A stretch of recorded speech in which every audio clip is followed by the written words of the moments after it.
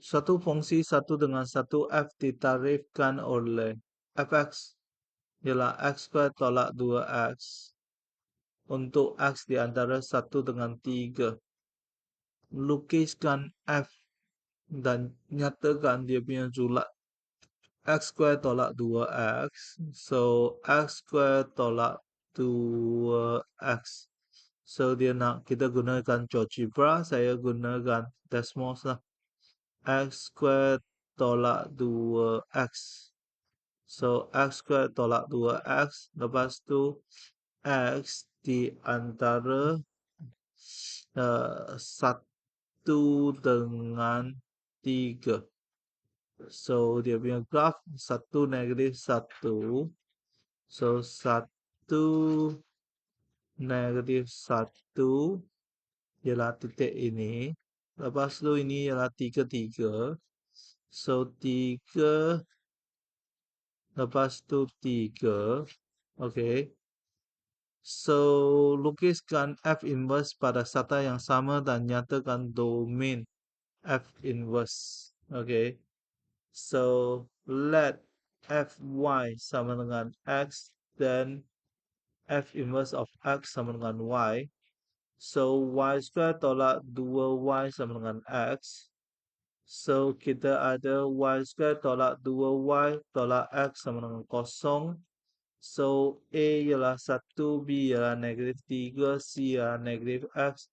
So, F inverse of X ialah negatif untuk negatif 2 tambah tolak square root negatif 2 square tolak 4, 1 negatif X bahagi dengan 2A. 2 darab 1.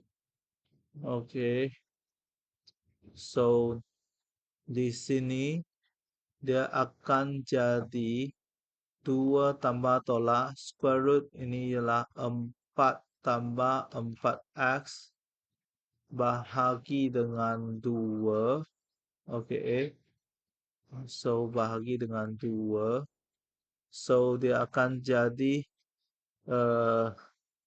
yang ini sama dengan square root 4 darab dengan square root 1 tambah x, iaitu 2 square root 1 tambah x. So, semua bahagi dengan 2, dia akan jadi 1 tambah tolak square root 1 tambah x.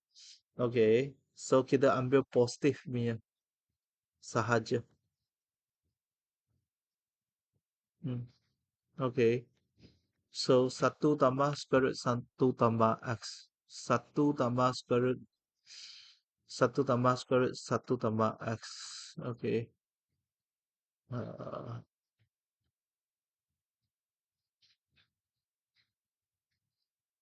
So, dia punya range dari negatif 1 hingga 3. So, domain dia akan jadi negatif 1 hingga 3. So, negatif 1 hingga 3. So, kita ada y sama dengan x. Okay.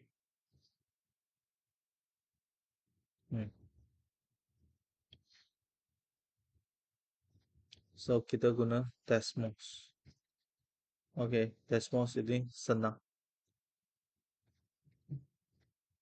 Okay. Apakah yang dapat katakan tentang julat domain untuk F dan F inverse? Okay. Pantulan. Ya. Okay. Lepas tu 0220. 0220. So, di sini kita ada 02 dengan 20. Ya. Okay. So, kita tahu bahawa domain untuk F ialah X di antara 1 dengan 3. Range untuk F ialah Y di antara negatif 1 dengan 3. So, domain untuk F inverse ialah X di antara negatif 1 dengan 3. Range untuk F inverse ialah dia punya Y di antara 1 dengan 3. So, ini sama dengan ini sama dengan ini. So, domain of F sama dengan range untuk F inverse. Range untuk F sama dengan domain untuk F inverse. Oke. Jawaban dalam buku julat F sama dengan domain untuk F inverse. Domain untuk F sama dengan julat F inverse. So, dia BA dia akan jadi AB di atas graf F pada garis Y sama dengan X. Oke. Settle. So, untuk bagian A di dalam buku teks, dia adalah macam ni. Oke. Eh, eh, sama lah. Fx julat Fx ialah negatif 1 hingga 3. Domain ialah negatif 1 hingga 3. Oke. Oke, settle. So, yang A1 dia nak julat bagi F. So, ini ialah A1. A2 dia nak domain untuk F inverse A2. Oke, settle.